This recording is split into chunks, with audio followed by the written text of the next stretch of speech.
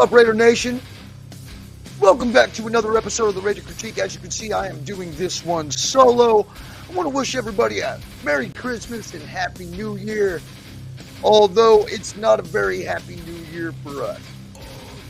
We fall to the Colts 23-20, and I'm pretty sure that we've got some decisions that we need to make. And now that we know that we are out of playoff contention and we can go ahead and move on and start looking forward to next season. Now, am I surprised? No, not really. What I am surprised about is that, well, we did a whole hell of a lot better than I thought we were going to do. And maybe not in my prediction video, but as watching while the season progressed under Josh McDummy, I figured that we probably wouldn't get any more than 5 wins. But with the firing of Josh McDummy and the promotion of Antonio Pierce, we fought all the way up till the end. Now we're talking about the end of the season by week 17 instead of week 6, which was really what I was afraid. You know, I'm actually glad that we're actually talking about it week 16 and not week 6, bro. Hey, and salute Robert Pena for being in here, man. I appreciate you for jumping in, dude. Thank you for stopping in. And yeah, I know that, there's nothing I can really say about it. We can go over here and look at the stats, though, because honestly, what killed this man was penalties. Penalties is what killed us today. Not playing as a well-oiled machine and a well-oiled unit is what stopped us from winning today. Let's scroll all the way up here, dude. Aiden O'Connell went 30 of 47. He had to throw the ball 47 times. For 299 yards at a 6.4 yard average, 2 touchdowns, no interceptions. He was sacked twice for 13 yards at a rating of 96. His counterpart in the Indianapolis Colts, Garner Minshew, went 15 of 23 for 224 yards, 9.7 yard average, 1 touchdown, no interceptions. He was only sacked once for 9 yards with a quarterback rating of 111.5. Zamir White had 20 carries for 71 yards. His counterpart, Jonathan Taylor, 21 carries for 96 yards, ate us up all game long. He averaged 4.6 yards a carry with 1 touchdown. Zamir White looking like Josh Jacobs of earlier in the season with a 3.6 yard average. Who knew? Brandon Bolden 2 for 6. Amir Abdullah 1 for 4. Honestly, I think we need to play Amir Abdullah more, especially in the kick return game. Makes no sense why he's not returning kicks for us, especially after what he was doing last year. Devontae Adams, bro. 13 receptions on 21 targets. Obviously, we were trying to feed him the ball all day today. 13 receptions for 126 yards at a 9.7 yard average, 2 touchdowns, 24 being his long. Jacoby Myers targeted 10 times, 6 receptions for 56 yards at a 9.3 yard average, 14 being his long. Trey Tucker targeted 5 times, 2 receptions, 36 yards at an 18 yard average, 20 being his long. Zamir, 6 targets, 5 receptions, 35 yards. Austin Hooper, 3 targets, 3 receptions, 28 yards. And Amir Abdullah, a mere 1 reception for 18 yards, targeted 1 time. We didn't fumble the ball at all. So literally, when you look at it, we didn't have a single solitary turnover. We did not turn the ball over on offense. They had 1 fumble that was recovered by his teammate, which they didn't lose it, which means, but we did cause a fumble. And, of course, we didn't get an interception. Defensively, we looked good, but we didn't look the same as we have in the previous 2 weeks. Our leading tackler being Nate Hobbs with 8 total tackles, 4 solo. And honestly, what I see here, I see nothing but 1 sack by Adam Butler. We had 59 total tackles, 34 of those were solo, 1 sack, 3 tackles for a loss, 2 quarterback hits. Unlike them, who had 73 total tackles, 42 of those were solo. They had 2 sacks. 4 of those tackles were for a loss, along with 6 pass deflections. All right.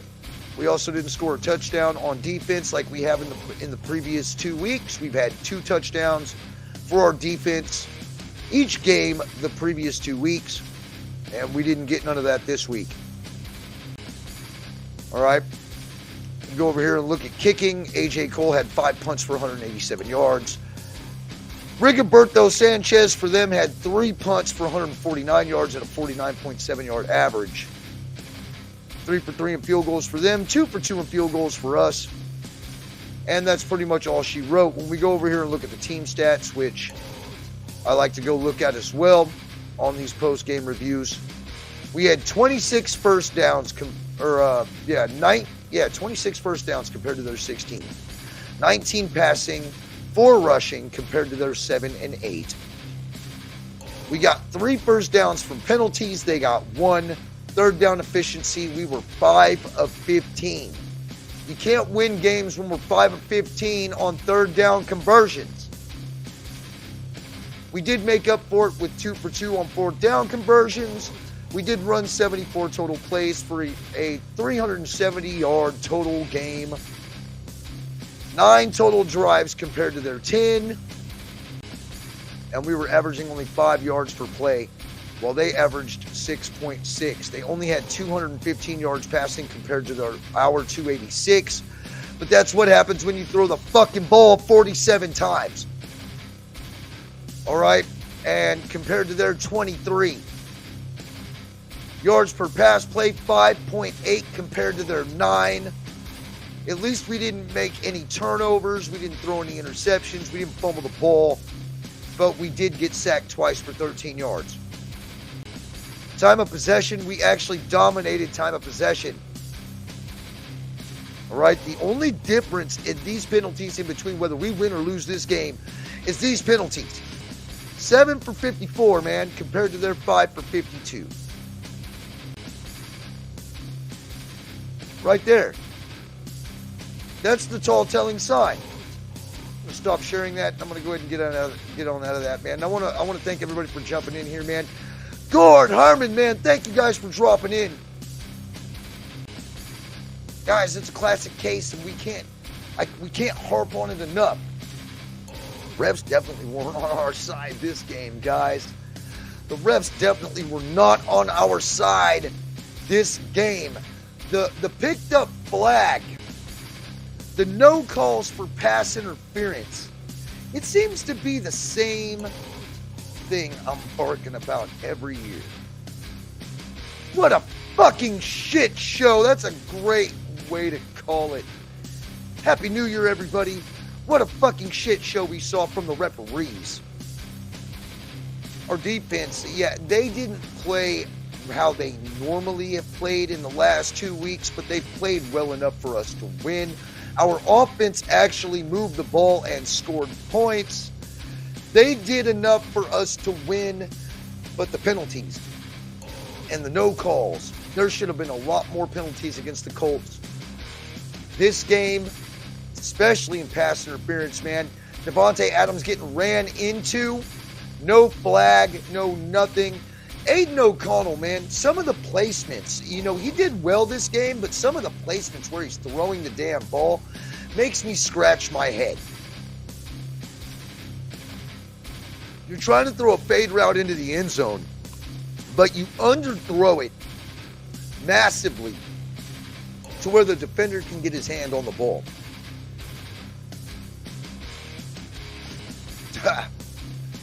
Oh, this was such a fucking heartbreaking loss because it felt like we were playing from behind the whole time. And we were playing from behind the whole time, but we scratched and we clawed. We got within 3, but the game wasn't even close no matter what the scoreboard said. Because we literally couldn't catch up. And if we did, as soon as we got to the point of catching up, we gave up a shit ton of key run plays to Jonathan Taylor. Unreal, man. It's hard to watch. It's hard to see it. but our season is over. And at least now we get to see how this team is going to play underneath Antonio Pierce with nothing to play for.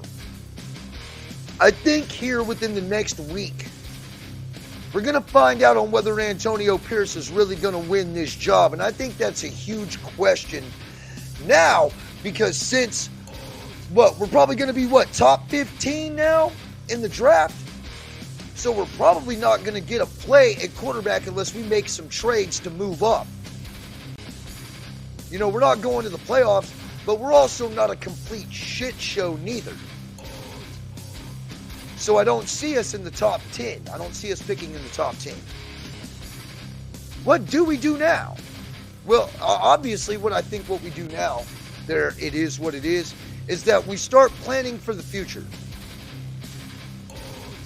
We need to figure out if this is going to be the guy who's going to be our coach. And time management, don't let me forget about mentioning this. Antonio Pierce needs to learn how to manage that clock. Too many seconds running off the damn clock. We need to be in a hurry-up offense.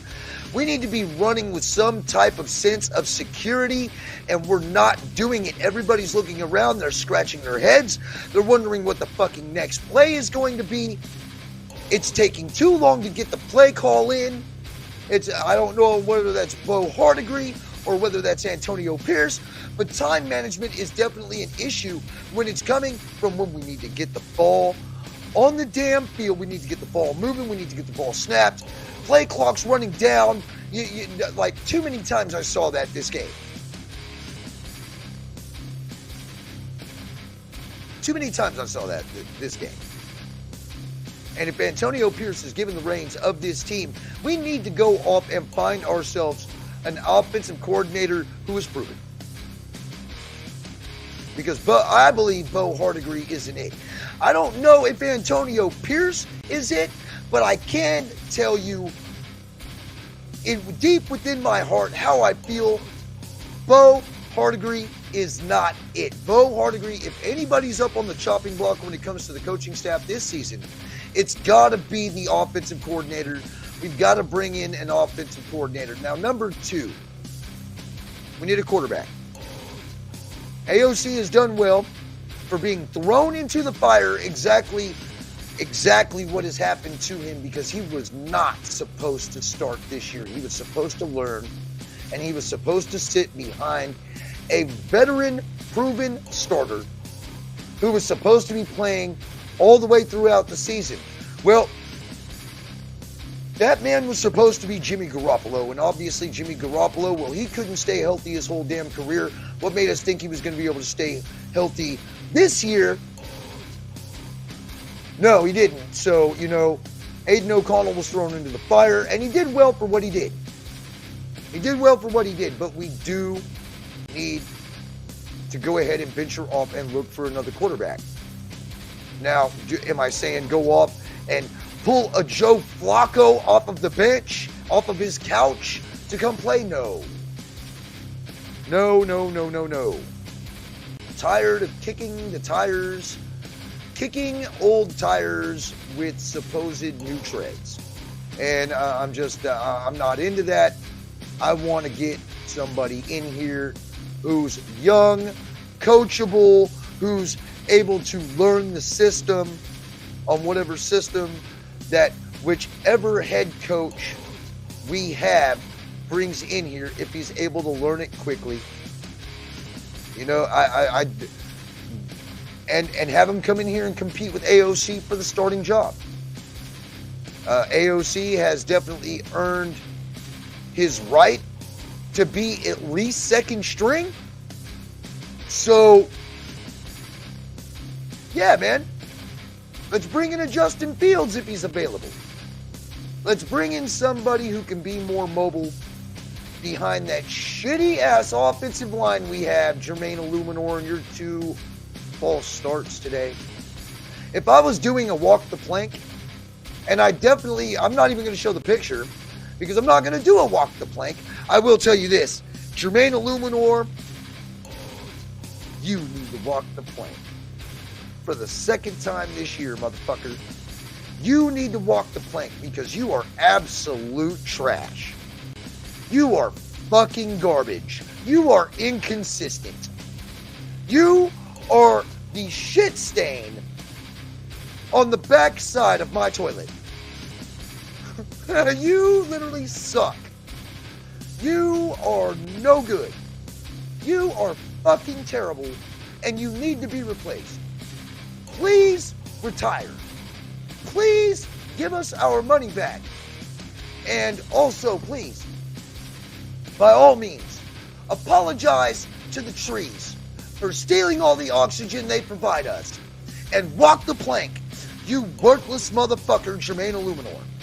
You are a worthless piece of shit. And I hope to God that you can't find a job after you get the fuck out of here. You fucking bum. You are a motherfucking bum. I hate Jermaine Illuminor. And you can quote me by saying it. Jermaine Illuminor, you're worse than Khalif Barnes. You fucking bum. Get the fuck off my team and walk the plank, you worthless bitch. Anyway, let's get back into this, man. Who do you guys want? What do you guys think that we should do? How's go? Salute, brother. Thank you for dropping in, man. Here we go.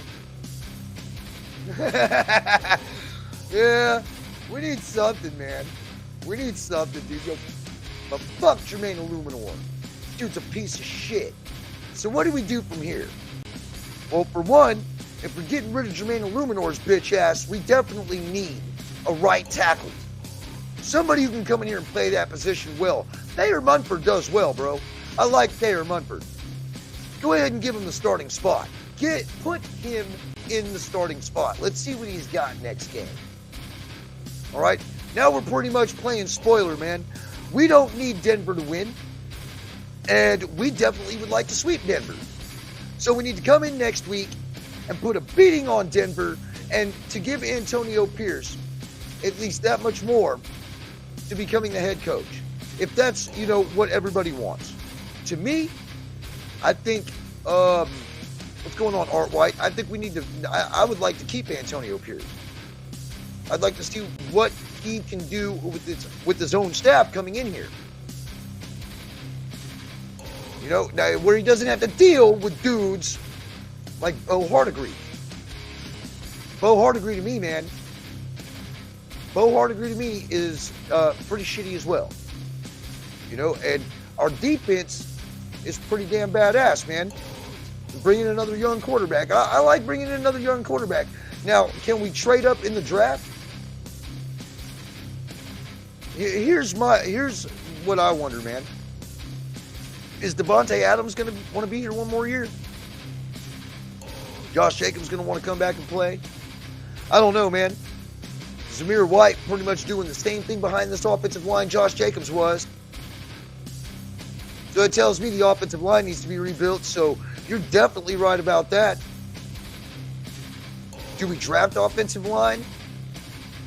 Or do we bring in dudes like DJ Fluker and kick tires on, kick the old tires on the old offensive line that's sitting in free agency? Or dudes who are going to wind up becoming free agents this year at the end of their contracts with their current teams right now? I don't know, bro, but we need to definitely do something about that offensive line, especially if we're talking about keeping a pocket-style passing quarterback. Because if we keep a pocket-style passing quarterback back there, you're going to have to build an offensive line who's going to give the dude at least 2 seconds to throw the ball. You can't have dudes in there like Jermaine Illuminor. The fucking trash motherfuckers. They're so inconsistent. And yeah, I like the way the defense is built. I say we keep building on the defense. We have to bring in a quarterback, man. That's really all we were lacking this year. Move Dylan Parham to center. That fucking good call, Alice Ghost, because I like him so much better at center than I do at guard. Andre James, just to me, I'm tired of the Andre James experiment too. That was a Gruden grinder. It's They brought him in to take over Rodney Hudson's job, and it hasn't worked out. I don't think he's that good. He's serviceable at center, but I think Dylan Parham's better at center than he is. But because of the lack of guards that we have, Dylan Parham has to play at guard. So it's just, what kills me, man, is that we go out, we put up a franchise record 63 points against our little brother, the Chargers. Completely spanked them up and down the field, beat them in all three phases of the game.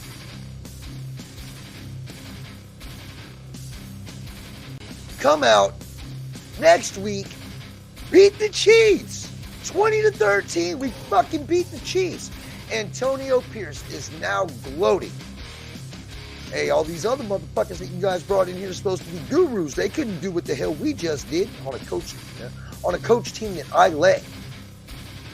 Just to come out and fall short against the fucking donkeys of the AFC East. Fuck. And then we got the donkeys of the AFC West next week, led by a Jared Stidham team. A Jared Stidham ran team since they benched Russell Wilson. Denver's going through the same thing we went through last year, getting rid of DC with Russell Wilson. So they're going through a complete colossal change, and we already know Jared Stidham, it might light a fire under his ass for him to be competing for the starting job next season in Denver. You never know. So you know he's going to be playing his heart out next week. All I know is we got fucked by the refs this week. We weren't good enough to beat the refs, the NFL, and our opponent this week, falling to the Colts 23-20, and now we're not going to the playoffs. Shit. Oh well. It sucks. But I'm a lot happier with what I saw from this team, who was led by Antonio Pierce, compared to the whole fucking team last year that was led by Josh McDoofus's bitch ass. I'm glad Josh McDaniels is gone. Definitely. Best move we ever made.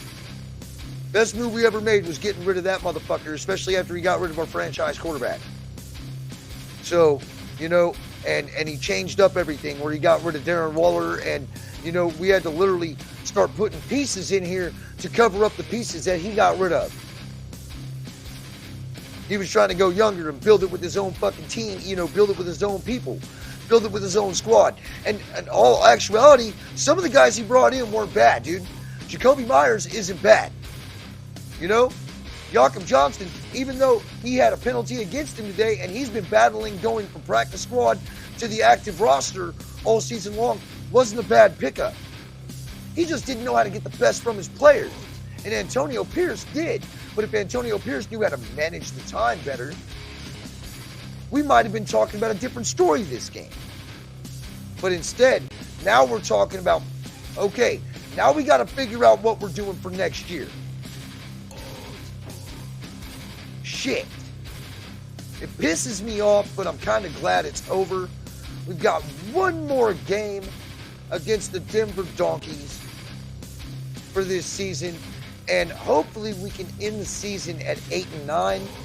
It looks like my prediction at the beginning of the year is going to come true, whether we are 8-9 or 7-10. Damn, I wish I wouldn't have been right about that. But it's a whole lot better than, 5-12 or 5-13. 5-12, 4-13. So, anyway, Raider Nation, man, thank you guys for stopping in. And yeah, this was a solo show. I'm sure our brother Ern is hanging out and doing things on this New Year's Eve, and I hope all y'all are too, man. I hope y'all are being safe. No, do not drink and drive. Do not go out and have any issues tonight, man. Call an Uber if you're going to go out, man. Be safe. Don't be one of those people who go out and literally make the biggest mistake of their life. So just go out there and be safe, Raider Nation. And yeah, I mean, now we get to look forward to next year. And I appreciate all y'all for stopping in, man. Alice Ghost, Art White, Gordon Peterson. It is what it is. Robert Pena, my brother. Herman Munster, my very first subscriber. Glad to see you still come around, bro. It's an honor. Thank you for still stopping through here, no doubt. And man, I mean, and Gord Peterson, dude, thank y'all so much for dropping in, man. There's Gord right there. Thank y'all for dropping in here, man, for your New Year's Eve edition of the Raider Critique, where we tell the truth with intensity and we don't drink the corporate Kool-Aid. We already knew this team should have been good enough to go to the playoffs. We had talent all the way around the ball. Offensively, and definitely the newfound discovery that we've made, that we definitely have a lot of talent around the ball defensively as well. We just need to build on this, but it is the same old story, just like Alice Ghost has always said, man. There's always next year. And well, we will get at you, man, with a pregame. It's probably going to be a little bit later during the week. This week, due to it being a holiday week, we'll get either like a pregame or just possibly a post-game to close the season out right here on the channel. And then we will have an off-season, post-season review. And I'm getting all kinds of content creators together for that show. It's going to be a one that's going to be a must not miss. You guys are going to enjoy that show. I've already got confirmation from my brother Watts and Mikey Raider. So I've already got those two. And I'm waiting on about, I don't know, probably like 5 or 6 more confirmations. So that should be a real good show for the Pirates Bay podcast. Off-season, post-season edition right here on the Raider Critique, where we tell the truth with intensity and we don't drink the corporate Kool-Aid. And I hope you guys have a wonderful new year, man. Be safe out there, and I will catch you guys next week for the post-game review, week 18 against the Denver Donkeys. It is what it is, nation. There's always next year. You know, we're out this year, man, but really, let's look next week. Let's go ahead and take a look at the game, man. Don't not watch, because it's going to tell you how bad this team wants this coach with the way they play next week. And we'll find out next week against the Donkeys, man. That's for sure. Just sucks that our season had to end on this week, man. It really is. But hey, it's better this week. It was better this week than week 6, right? Which I pretty much figured it was going to be after we benched Jimmy Garoppolo, man. Just pretty much knew. It was it. But hey, AOC at least impressed, bro, for being thrown into the fire the way he was. I give him that, man. Dude's got heart.